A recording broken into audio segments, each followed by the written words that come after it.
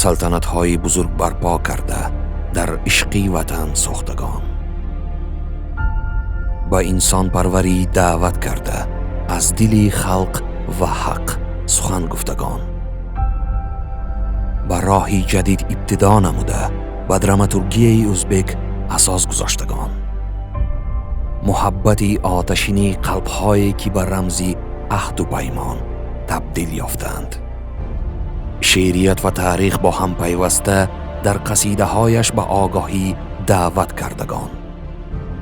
آنهایی که با قلم برایشان سرلوحه رمان نویسی ازبک را نوشتند. آنانی که فلسفه و فصاحت موسیقی را در رنگ‌های هماهنگی ifade کردند. ادبیات و ابدیتی که رو به آنها آورده است. endi bu maskan haqiqiy ma'rifat maskaniga aylanishi kerak. Adabiyot maskaniga aylanishi kerak. مکان نوی که به تفکر هدایت می نماید.